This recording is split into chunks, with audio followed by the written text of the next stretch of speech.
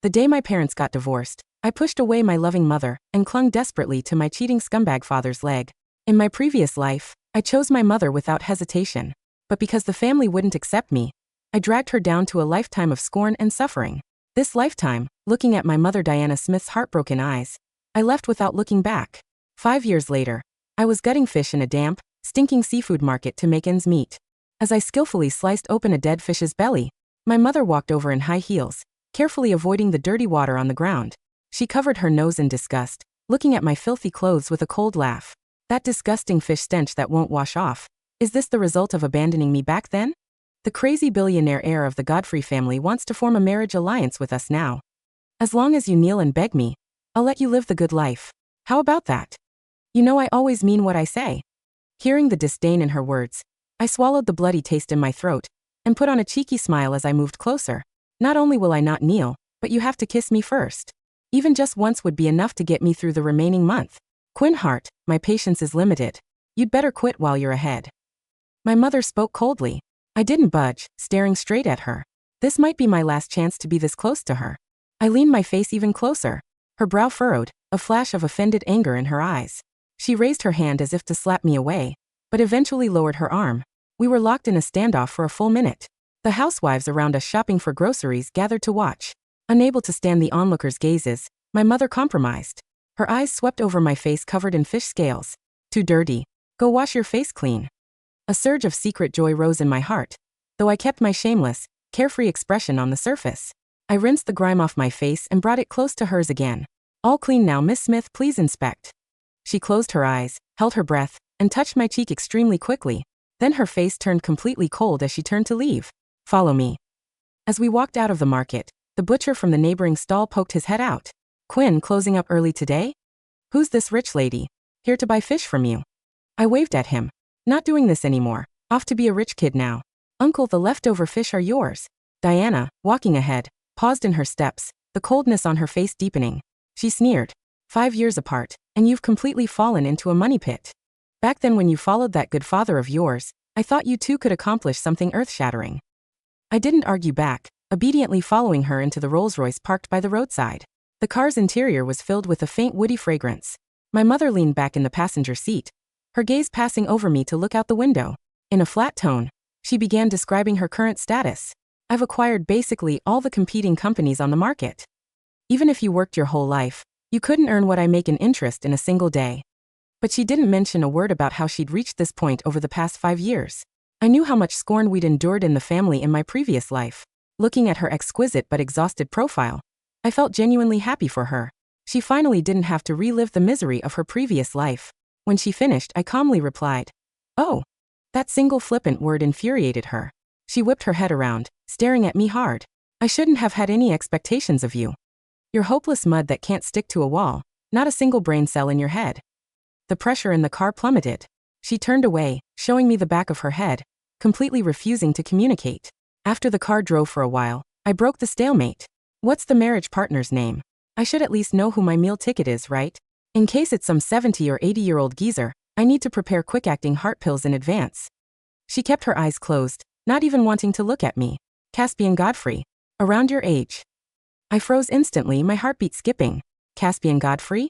Wasn't that my ex's name? No, it had to be an illusion or someone with the same name. Back when we were together, he was just an ordinary medical student. How could he be the heir of the Godfrey family? I leaned back in my seat, my mind buzzing. The car smoothly entered a luxurious hillside estate. When my mother led me into the main hall, quite a few people had already gathered inside. Elegant piano music echoed through the air.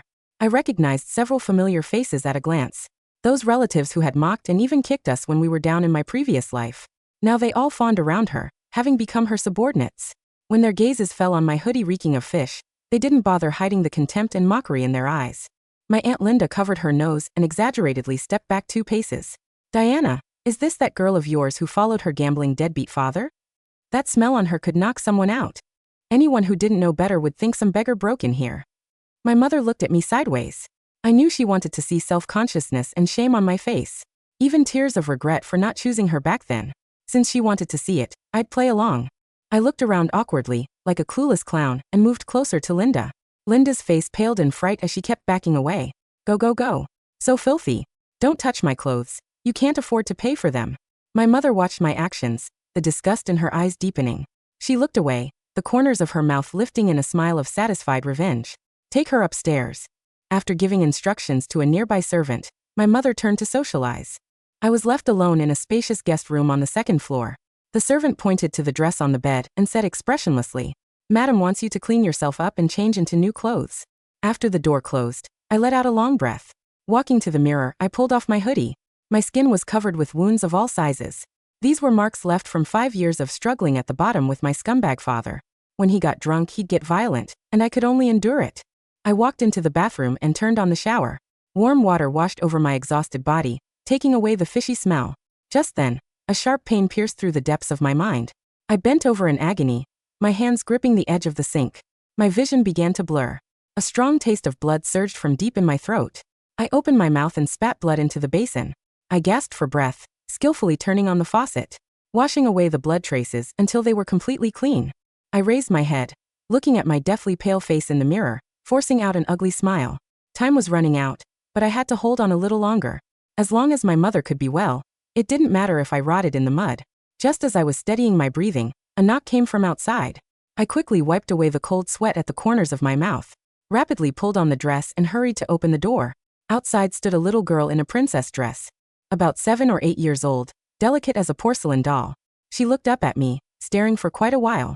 "Quinn, you're so pretty but you look so weak." I crouched down to meet her eyes, showing a gentle smile.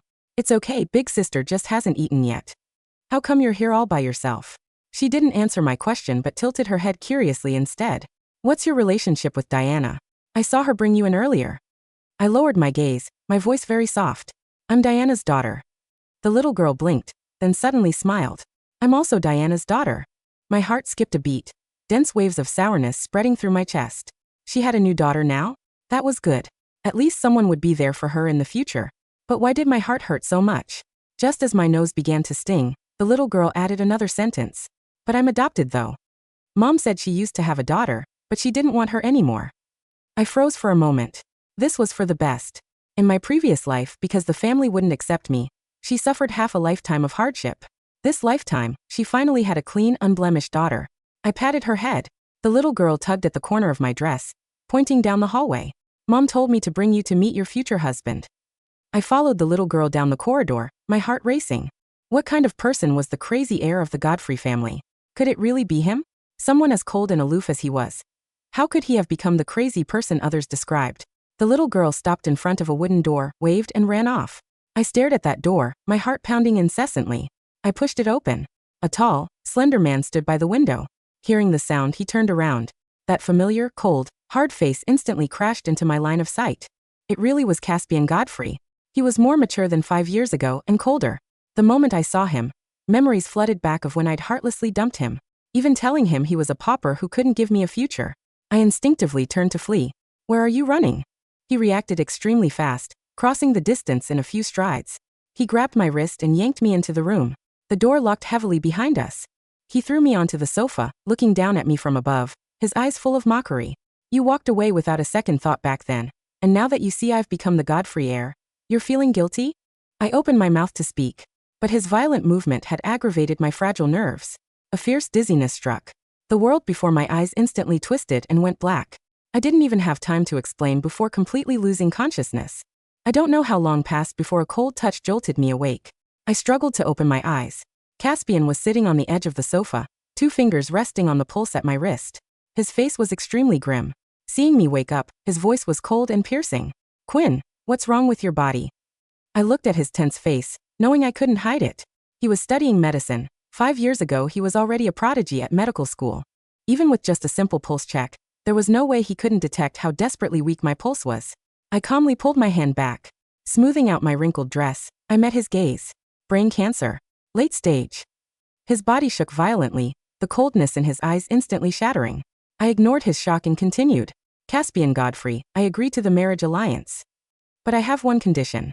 After we're married, you can't tell my mother about any of my movements." Caspian stared at me intently. His chest heaved violently, his hands clenched into tight fists. I looked at his pale face, thinking he would lose his temper. But he said nothing. He gazed at my bloodless face for a long time, then slowly closed his eyes, hiding all his emotions. His voice was hoarse. Okay. My tense nerves finally relaxed. I'm sorry. I can only let you bear this pain. But my mother is different.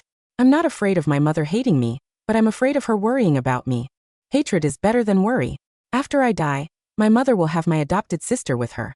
She'll only think her vain, greedy daughter is better off far away. I looked at Caspian and said to him sincerely and calmly, "Thank you." When I walked down the stairs on Caspian Godfrey's arm, more than half the guests in the hall had dispersed. The few remaining relatives saw Caspian and immediately put on fawning expressions. But when they looked at me, they still couldn't hide the contempt in their eyes. My mother sat in the main seat on the sofa, holding a glass of red wine. Her gaze paused for a second on our clasped hands, her expression inscrutable. I couldn't read her expression, only knew that when she opened her mouth, every word still had thorns. Since Caspian Godfrey has taken a liking to you, this hopeless case is yours now. My mother's gaze turned to me. Quinn, when you get to the Godfrey family, don't use my name to embarrass yourself. Her tone was cutting to the extreme, carrying thick vengeful satisfaction. I forcefully suppressed the waves of stabbing pain in my mind, putting on a carefree smile. Don't worry, Miss Smith. I'll definitely cling to the Godfrey family tree for dear life. Absolutely won't come leeching off your glory. After all, I'm going off to be a rich wife now. My mother's hand holding the wine glass trembled slightly. She turned her face away, coldly spitting out 2 words. Get lost. The moment I turned around, the tumor in my brain frantically compressed every nerve. The severe pain made everything go black, and I could barely stand.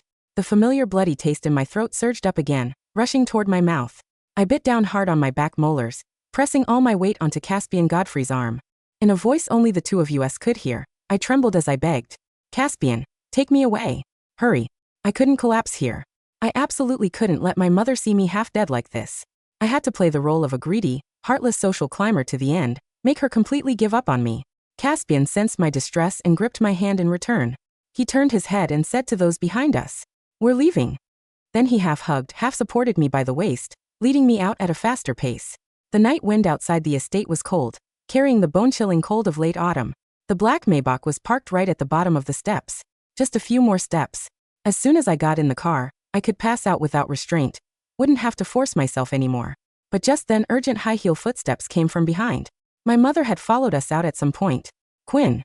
Back then you abandoned me for that gambling father, and now you're latching onto the Godfrey family. A selfish, rotten to the core person like you doesn't deserve anyone's genuine heart.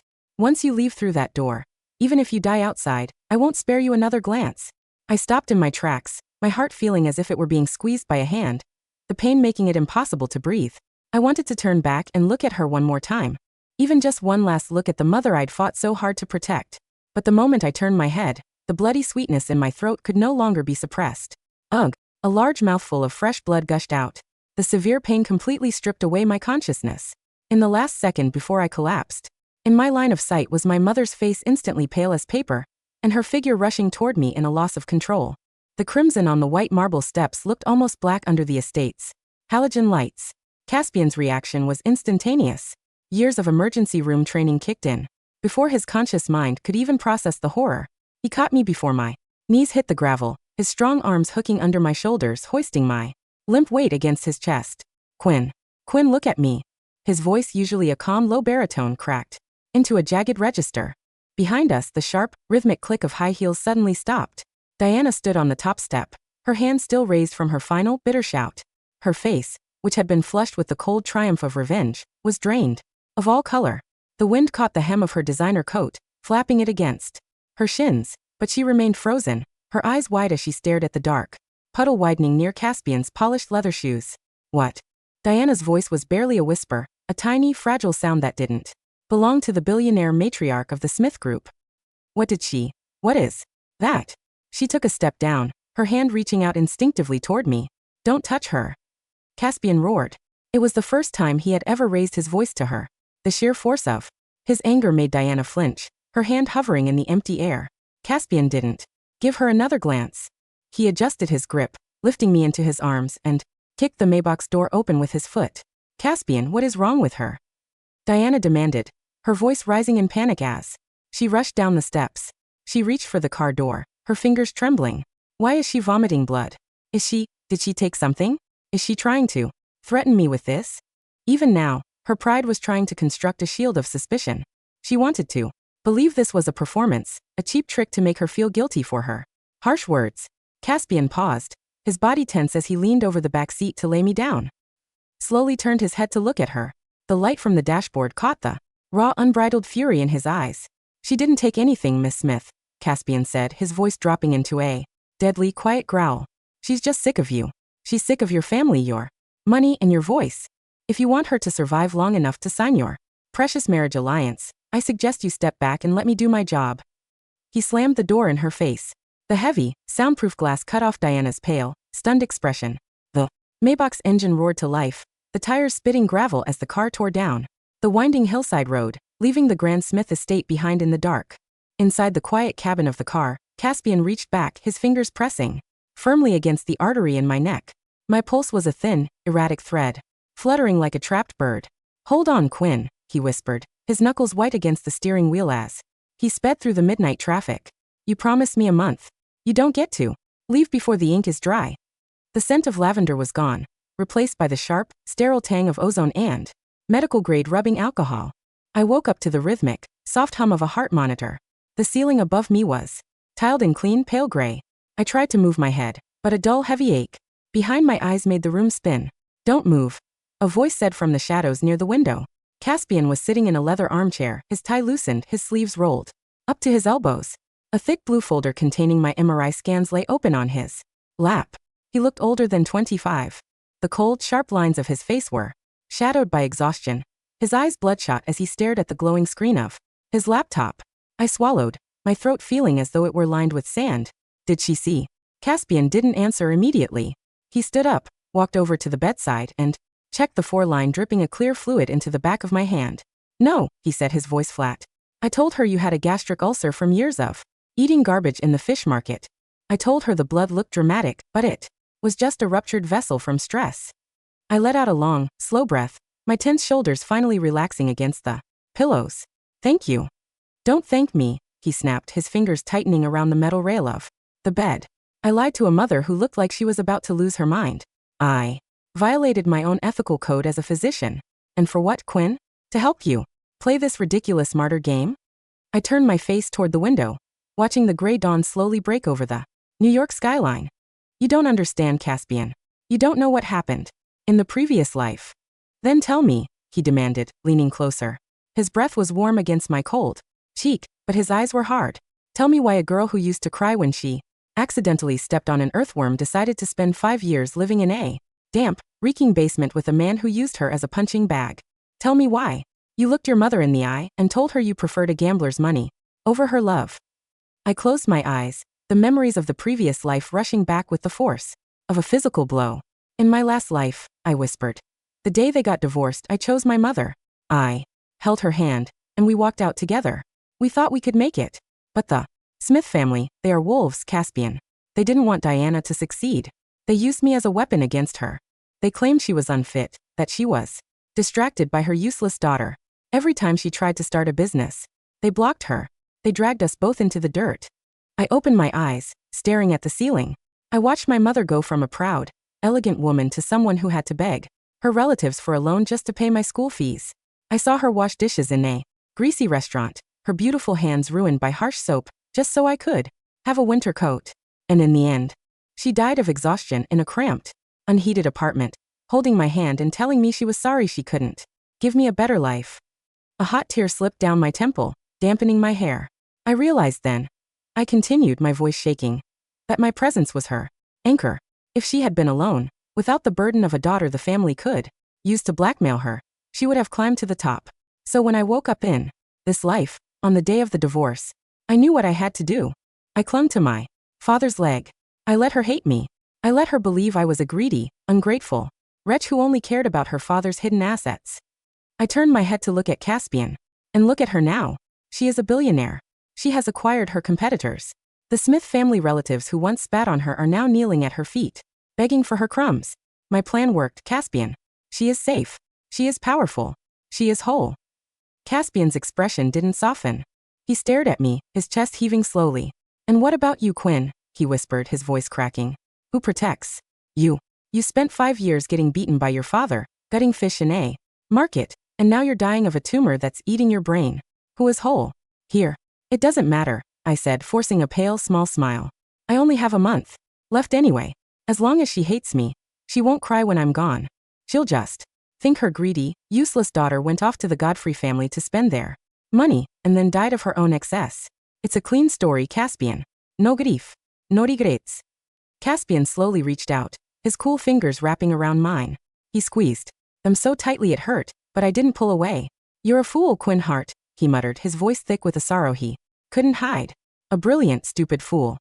Diana Smith did not go back inside the mansion after the Maybach left. She stood on the wet steps for a long time, the rain beginning to fall in earnest, soaking through her silk blouse and ruining her hair. Her assistant, a young woman named Sarah, stood behind her with a large black umbrella, not daring to speak. Sarah, Diana said, her voice hollow. Yes, madam?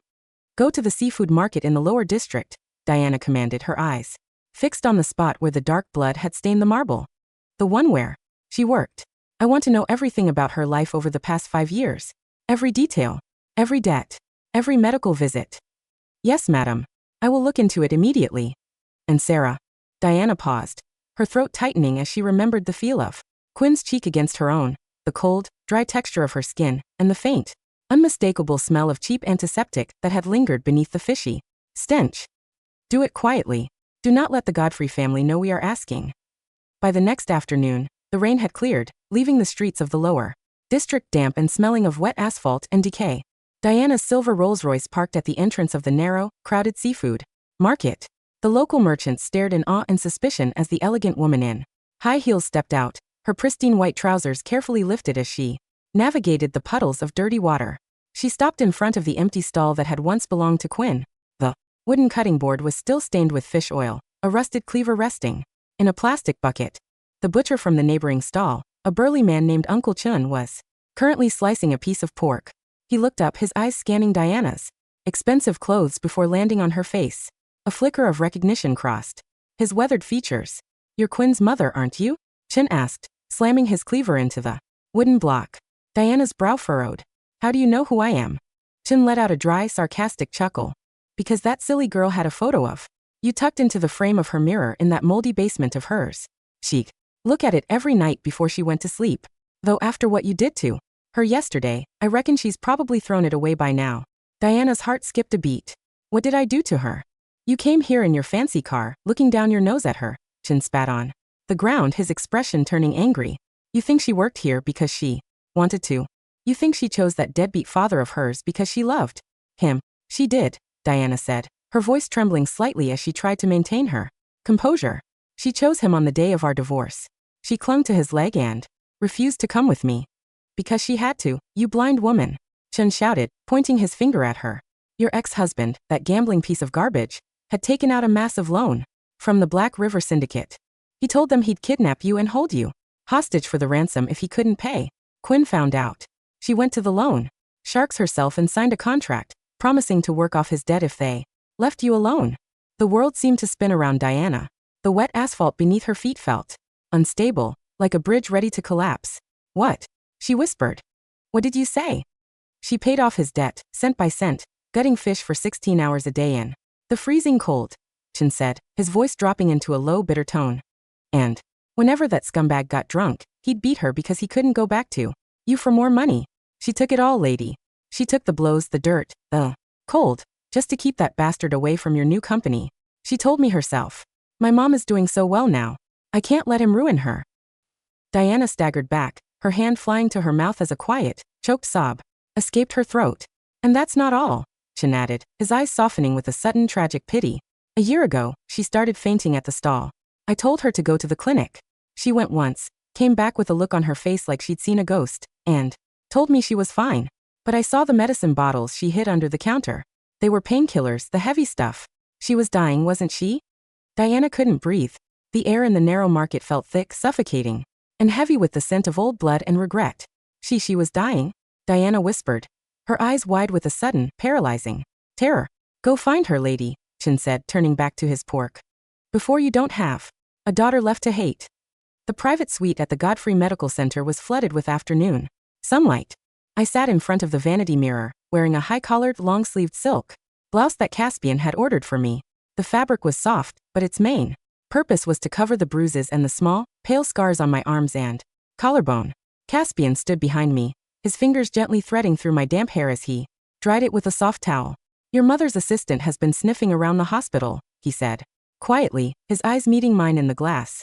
And she visited the seafood market this morning. I paused, my hand hovering over a lipstick tube. Did she talk to Chun? Probably, Caspian said. Chun is a good man, but he doesn't know how to keep a secret when he's angry. She knows about your father's debts, Quinn. She knows about the beatings. A cold spike of panic shot through my chest. Then we have to speed up the wedding. If she finds out about the cancer, everything I did, the 5 years of dirt, the hatred, the distance, it will all be for nothing. She will break. Caspian. I can't let her carry the guilt of my death. You can't control everything, Quinn, Caspian said, setting the towel down. He placed his hands on my shoulders, his grip firm and steady. You think you're protecting her by letting her hate you, but hatred is a heavy, toxic thing. It leaves scars that never heal. If she finds out the truth after you're gone, the guilt will be 10 times worse. Then she can't find out, I said, turning to face him, my eyes fierce. We will hold the ceremony next week. A quiet, private wedding at the Godfrey estate. We'll send her an invitation, but she won't come. She hates me too much. And then, after a month, you can tell her I've gone abroad with you to study. By the time she realizes I'm not coming back, years will have passed. The pain will be diluted by time. Caspian stared at me, his jaw tightening. For a moment, I thought he would refuse. I thought his medical training, his pride, or his lingering feelings for the girl who had once dumped him would make him scream at me. But he didn't. He slowly closed his eyes, a long weary sigh escaping his lips. Okay, I will arrange it. Thank you, Caspian, I whispered, reaching out to touch his sleeve. I'm sorry. I ruined your life twice. You didn't ruin my life, Quinn, he said, opening his eyes, his gaze deep and filled with a quiet, tragic devotion. You just made me realize that some people are too beautiful for this world. Before I could reply, the heavy doors of the suite were flung open with a violent bang. Diana stood in the doorway. She wasn't wearing her pristine, elegant clothes. Her hair was messy, her eyes bloodshot and swollen from crying, her expensive coat stained with rain and dirt from the market. She looked like a woman who had walked through hell to get here. I instinctively stood up, my hand flying to my collar to ensure my scars were covered. I tried to put on my usual flippant, greedy smile, but my lips were trembling so hard I couldn't form the expression. Miss Smith, I said, my voice shaking as I tried to sound cold. What a surprise. Have you come to check if your useless daughter has already spent your interest money? Diana didn't speak. She took 3 slow steps into the room, her gaze fixed on my pale, bloodless face. Quinn, she whispered, her voice cracking into a ragged sob. If you're here to lecture me about my lifestyle, save your breath, I went on, my fingers digging into the edge of the vanity. I'm marrying into the Godfrey family next week. I'm going to be a rich wife, just like I always wanted. You don't have to look at my filthy face anymore. Shut up, Diana sobbed, closing the distance between us in a single, desperate stride. Shut up, Quinn. Please stop lying to me. Before I could move, she threw her arms around me, pulling me into a tight, crushing embrace. Her body was shaking violently, her tears hot against my shoulder as she buried her face in my neck. She held me as if she were a drowning person clinging to a lifeline, her fingers clawing at the silk of my blouse. I know, Diana wept, her voice muffled by my shoulder. I know about the market. I know about the debt. I know about your father. Oh God, Quinn, what did he do to you? Why didn't you tell me? Why did you let me hate you for 5 years? My mind went completely blank. The fragile wall of lies I had built over 5 years crumbled in an instant, leaving me raw and shivering in her arms. Mom, I whispered, the word escaping my lips before I could stop it. The room was silent except for the sound of Diana's quiet, broken weeping. I stood there, my arms hanging uselessly at my sides, unable to wrap them around her. The familiar, warm scent of her, the faint woody perfume she had worn since I was a child, flooded my senses, making my eyes sting with unshed tears. Mom, I said, my voice dropping its sharp defensive edge, becoming small and tired. You shouldn't have gone to the market. It's dirty there. Diana pulled back slightly, her hands coming up to frame my face. Her fingers were trembling as she gently traced the sharp line of my jaw, her eyes scanning my bloodless skin with a terrifying intensity. Why, Quinn, she pleaded, her voice cracking. Why did you let me believe you were a monster? I spent 5 years building this company, thinking I was doing it to prove to you that I didn't need you. I wanted to make you regret your choice. Every time I bought another competitor, every time I earned another million, I thought of your face on the day of the divorce. I hated you so much, Quinn. But it was only because I loved you so much. I know, I whispered, a tear finally escaping my eye and sliding over her finger. That's why I had to do it. If you had spent those 5 years worrying about me, if you had spent your money paying off my father's debts instead of investing in your business, the Smith family would have destroyed you. You wouldn't be the billionaire Diana Smith today. You'd still be the woman washing dishes in a greasy kitchen. I don't care about the money, Diana screamed, her voice echoing off the sterile walls of the hospital room. I don't care about the Smith Group. I would trade every single share, every single dollar, just to have my little girl back. Just to have those 5 years back. She looked at Caspian, who was standing quietly near the window, his head lowered. Caspian, Diana said, her voice turning sharp with a sudden, desperate hope. You're a doctor. You're the heir of the Godfrey family. You have the best medical team in the country. Fix her. Please tell me you can fix her. Caspian didn't look up. His hands were clenched in his pockets, his shoulders tense. She has late-stage glioblastoma, Miss Smith, Caspian said, his voice flat and hollow. The tumor has invaded her brainstem. Surgery is no longer an option. The radiation and chemotherapy have only managed to slow it down, but her organs are beginning to fail. Diana's hand slipped from my face. She staggered back, her knees hitting the edge of the sofa as she collapsed onto the cushions, her eyes wide with a terrifying, blank horror. No, she whispered, shaking her head. No, that's not possible. She's only 23. She's my daughter. She can't leave me now. Not when I finally found her. I walked over and sat down beside her on the sofa. For the first time in 5 years, I reached out and took her hand. Her fingers were cold, but I squeezed them with all the strength I had left. It's okay, Mom, I said, my voice gentle and peaceful. I'm not afraid. I've spent 5 years worrying about you, wondering if you were safe, if you were warm, if you were happy. And now, I see you. You are beautiful, you are powerful, and you have my little sister, Lily, with you. You have a clean, happy family now. I've done my job. Diana looked at me, her eyes filled with an agonizing, unbearable grief. Your job, she whispered. Your job was to be my daughter, Quinn. Not my shield. Not my sacrifice. She pulled me into her arms again, resting her chin on my head as she wept, her tears soaking into my hair. We are going to hold the wedding, Quinn, Diana said, her voice turning fierce. With a sudden, desperate resolve. You are going to marry Caspian. You are going to be a beautiful bride. And I will be there, holding your hand. I won't let you leave this world in the dark. The wedding was held at the small, historic stone chapel on the grounds of the Godfrey estate, surrounded by ancient oak trees whose leaves had turned a brilliant, fiery orange. There were no guests, no reporters, and no high society vultures. Only Diana, the little adopted sister, Lily, and Ethan, Caspian's loyal medical assistant who acted as our witness. I stood in the vestry, looking at my reflection in the full-length mirror. The white silk gown was simple and elegant, its long lace sleeves covering every bruise, its high neck hiding the thin tracks of my 4 lines. My skin was pale, almost translucent, but the makeup artist had carefully applied a soft pink blush to my cheeks, making me look alive, if only for a few hours. The door opened and Diana walked in. She was wearing a beautiful, deep blue velvet dress that complemented the warmth of her eyes. She looked like the mother of my childhood, soft, elegant, and completely devoid of the hard, bitter edge she had carried for 5 years. She held a delicate veil of antique lace in her hands. You look beautiful, Quinn, Diana said, her voice trembling slightly as she walked over and placed the veil over my hair. Thank you, Mom, I said, turning to face her. She reached out and adjusted the lace, her fingers gentle and warm. Back then, Diana whispered, when your father and I got divorced, I thought my life was over. I thought the world was a cold, cruel place that only wanted to see me suffer. But now, I realized that the world gave me the greatest gift of all.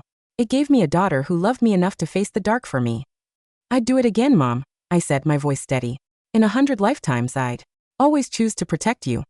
Diana smiled through her tears, leaning down to press a soft, lingering kiss against my cheek. I know, my darling, but in our next life, promise me you'll let me protect you instead. I promise, I whispered. The organ began to play inside the chapel. A quiet, gentle melody that sounded like the rustle of autumn leaves. Diana took my arm, supporting my weight as we walked out of the vestry and down the narrow stone-walled aisle. At the end of the aisle stood Caspian. He was dressed in a black tuxedo, his posture straight, his eyes fixed on my face with an expression of pure, unbridled devotion. He didn't look like the cold, arrogant heir of the Godfrey family. He looked like the boy who had once bought me a cheap street-side crepe with his last $10. smiling as if he had handed me a feast. When we reached the altar, Diana gently placed my hand in Caspian's. Her grip was warm, then she stepped back, taking her seat in the front pew, beside a quiet, wide-eyed Lily. The priest stepped forward, his voice low and solemn as he began the ancient vows. Caspian Godfrey, do you take this woman to be your wedded wife to live together in the holy estate of matrimony? Will you love her, comfort her, honor, and keep her, in sickness and in health, and forsaking all others keep thee only unto her, so long as you both shall live? Caspian looked into my eyes, his fingers tightening around mine. I do, he said, his voice clear, strong, and completely devoid of hesitation. Quinn Hart, do you take this man to be your wedded husband? I looked at Caspian, then turned my head slightly to look at my mother, who was sitting in the pew, her face wet with tears but her expression peaceful, her arm wrapped protectively around Lily. I had paid my debt. I had saved the woman who gave me life. And now I was ready to rest. I do, I whispered. The final days were quiet. We didn't stay in the hospital. Caspian moved me to a small wooden cottage on the edge of the Godfrey estate, overlooking a tranquil lake where the autumn leaves floated like tiny golden boats. Diana closed her office at the Smith Group, leaving her managers in charge of her vast empire, and moved into the cottage with us. She cooked the simple, warm meals of my childhood, miso soup with soft tofu, sweet rice porridge, and fresh pear slices that she carefully peeled and fed to me. Caspian remained by my side, his medical bag always near, but he spent less time checking my pulse and more time holding my hand as we watched the sunset over the water. On the last evening of October, the wind was cold, carrying the first scent of the coming winter.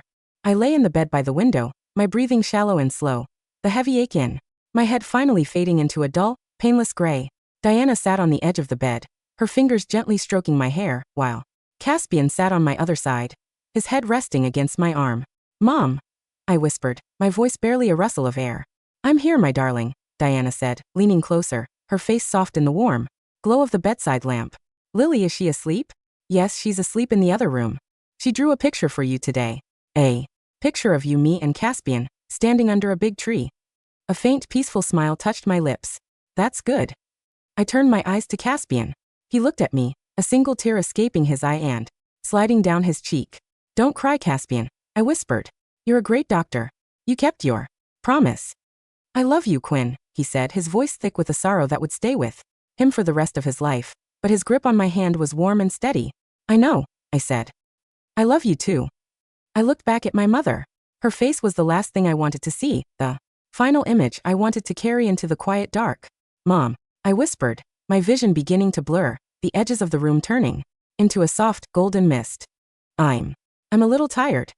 Then sleep, my beautiful girl, Diana said, her voice shaking but filled with a profound, comforting warmth. She leaned down, pressing her lips to my forehead, her hand gently closing my eyelids.